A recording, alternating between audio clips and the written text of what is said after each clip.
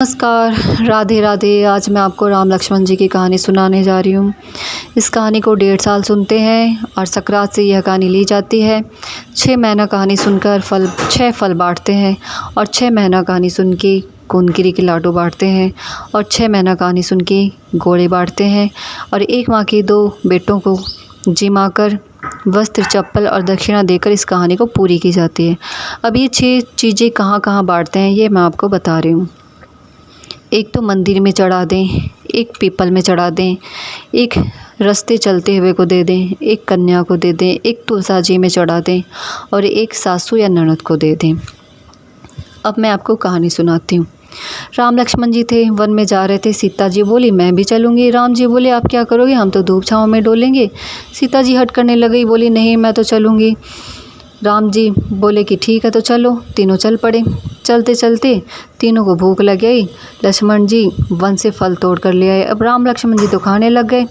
सीता जी से राम जी बोले आप भी खा लो। सीता जी बोली नहीं, मैं तो राम लक्ष्मण की कहानी का नियम ले रखा है, मैं तो कहानी सुनकर ही खाऊंगी। तब राम जी बोले तो आप मुझे कहानी कह दो। सीता जी बोली नहीं, आप तो हमारे पति लगते हो।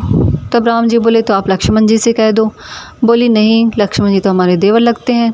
तब राम जी कहते हैं तो आप कहानी किसे सुनाएंगे। सीता जी कहती हैं मैं तो किसी सखी सहेली को सुनाऊंगी। तब राम जी कहते हैं यहाँ तो कोई सखी सहेली नहीं मिलेगी, आप एक काम करो, कुआं के पाड़ पे जाके बैठ जाओ, वहाँ कोई पानी भरने वाली आएगी तो आप उसे कहानी सुना देना। तब सीता जी कुआं के पाड़ पे जाकर बैठ जाती है। एक बड़े घर की आती है, सोना चांदी की टूम पहनकर झिमाझिम करती हुई आती है। तब सीता जी कहते हैं सखी क्या तुम मेरी कहानी सुन लोगी। तब वह कहती है नहीं, मेरे पास तो टाइम नहीं है, मेरे घर बहुत काम पड़ा है, मेरी सासू लड़ेगी। तब वह यह कहकर चली जाती है। जब वह घर जाती है तो उसके फटे पुराने कपड़े हो जाते हैं, लो के उसके गहने हो जाते हैं। तब उसकी सास उसे देखकर डांटती है, कहती तू तो अच्छी भली गई थी, ऐसे कैसे फटे बुरे हाल में होकर आई है।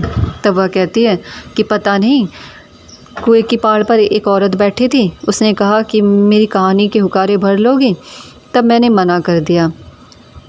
तब उसकी सास कहती एक काम कर, तू वापस जा और उसकी कहानी के हुकारे भर के आ। तब वह वापस जाती है और सीता मैया से हाथ जोड़कर विनती करती है कि आप मुझे अपनी कहानी सुना दो, मैं हुकारे भरूँगी। तब सीता जी कहानी कहती है और वह हुकारे भरती है। फिर जब वह वापस घर जाती है तब उसके वैसे ही कपड़े हो जाते हैं, वैसे ही उसके सोना चांदी के गहने हो जाते हैं। तब उसकी सास कहती है कल से मैं भी चलूँगी, दोनों सास बहू मिलकर कहानी सुनेंगे। इस तरह से 1.5 साल तक दोनों सास बहू सीता मैया की कहानी सुनती है और हुकारे भरती है। दोनों सास बहू के घर में खूब ठाट बाट धन लक्ष्मी हो जाती है। जब वह मरती है तो स्वर्ग से सोने का विमान आता है, दोनों सास बहू हर हर करती स्वर्ग को चली जाती है। हे सीता मैया, जैसे उस सास बहू को स्वर्ग का वास दिया, वैसे कहानी सुनते हुकारे भरते को स्वर्ग का वास देना।